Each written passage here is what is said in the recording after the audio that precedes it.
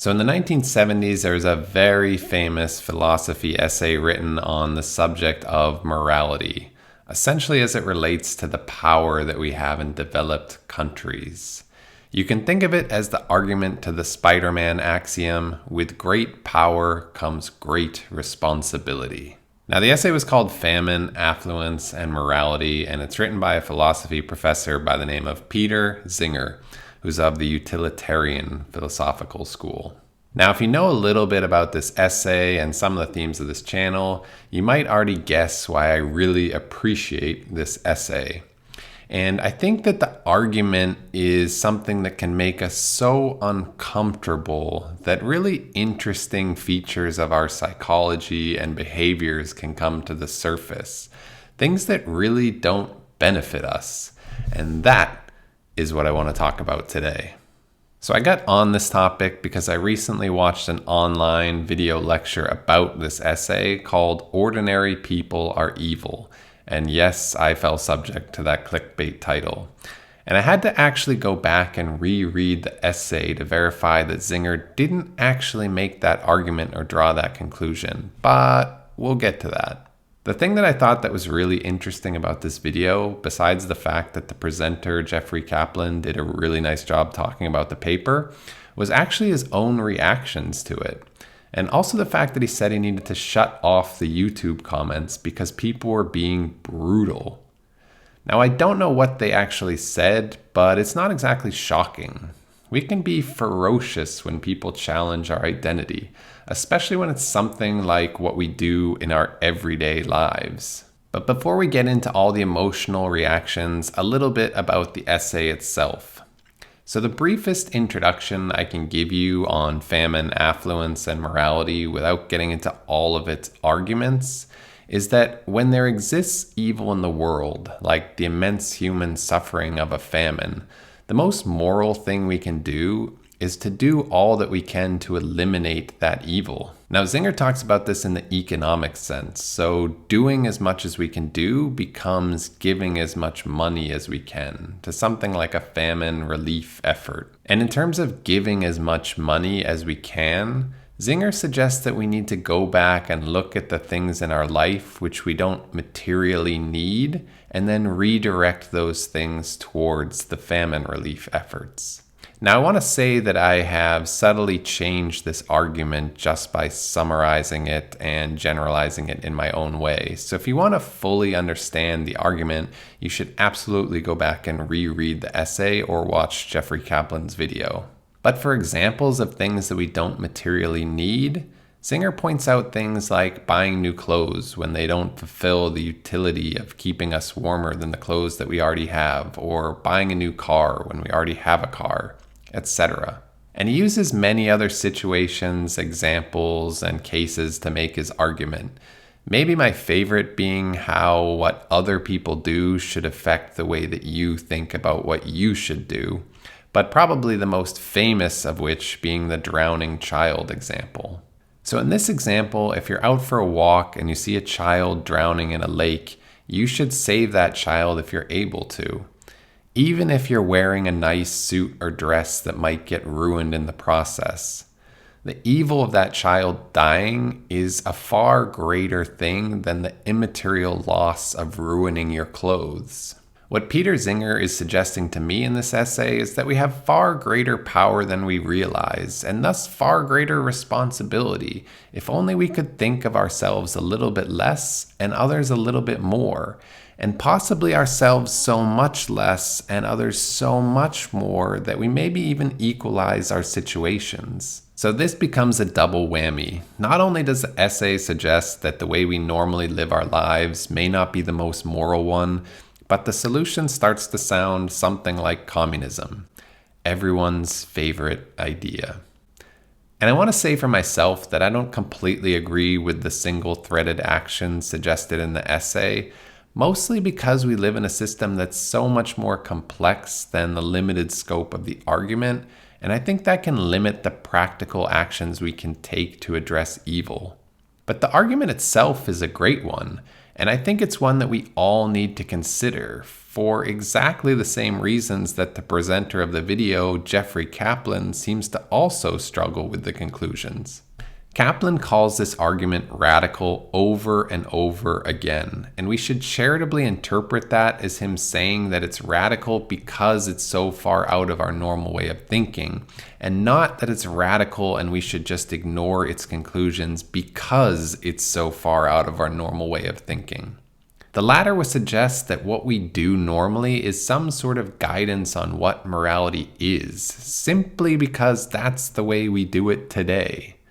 Moral philosophy would be a pretty weak field if it only took guidance on what morality is based on what we're already doing. In fact, any field would be weak with this strategy of thinking. It's the antithesis to progression, and progression is how we got to the way we think today. What are the chances that we're alive at the precise moment in human history when we do everything perfectly? Back to our ferocious psychologies and behaviors, I think that the reason why people react so strongly to these arguments instead of keeping them in their strongest form and allowing them to guide the way they think and act is because we have an unrealistic view of ourselves. We take ourselves too seriously. I've jokingly said before that we should dare to proclaim the ways in which we suck. Not to be too hard on ourselves, but to take ourselves a little bit less seriously and to stay open and honest about the fact that we have flaws and we're always going to be looking for answers to them.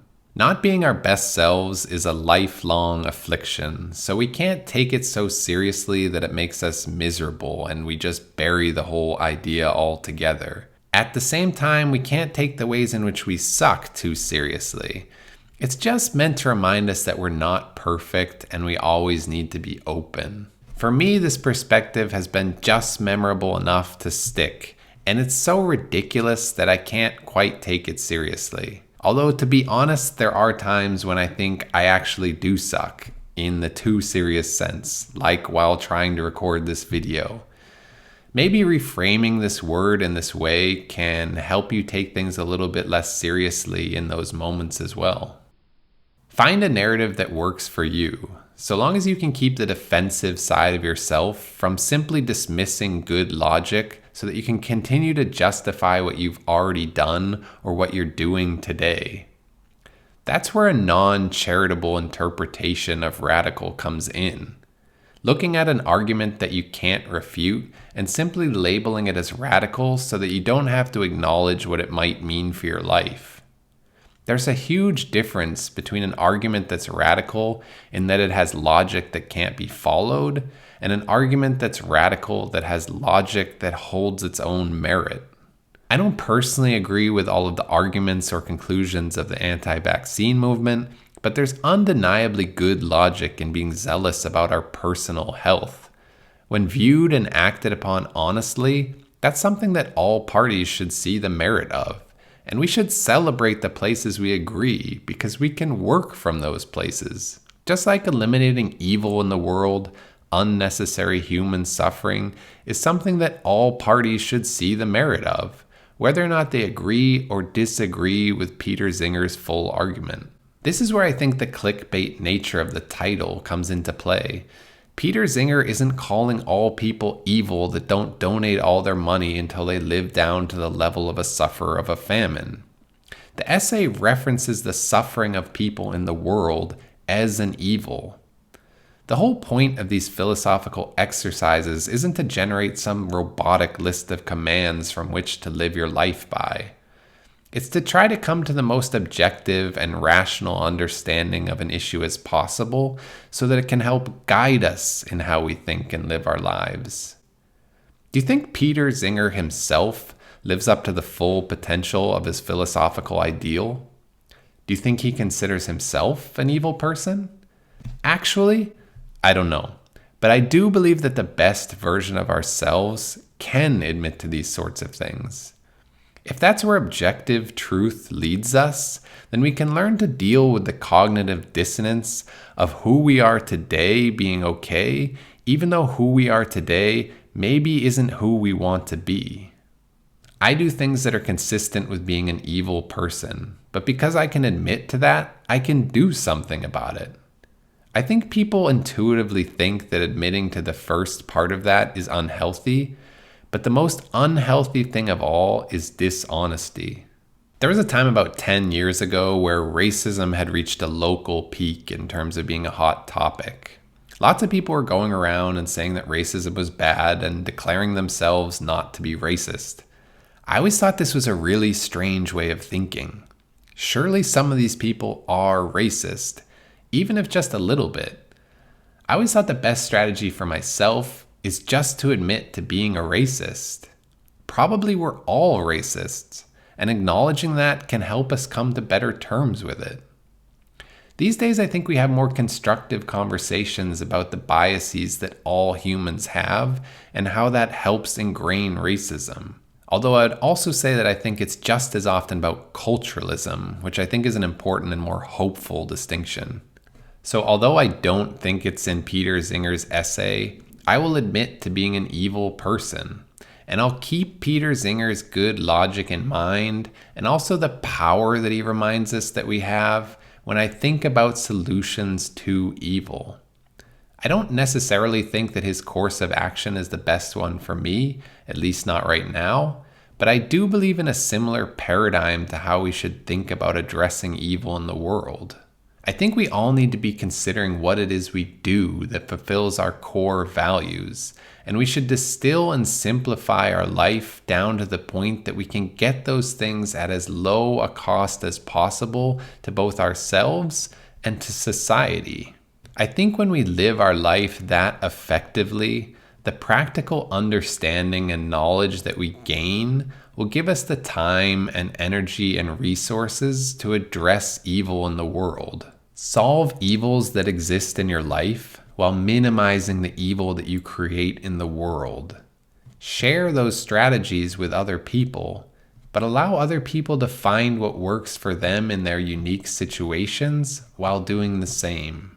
But this isn't an essay on my own philosophy, just a homage to Peter Zinger's own admirable attempts to try and make the world a better place, and hopefully a slight perspective shift that allows you to soften your aggression towards ideas that threaten you and integrate good logic where it exists instead of just rejecting it in its entirety. My friends out there that are grappling with difficult ideas and still staying open, peace out.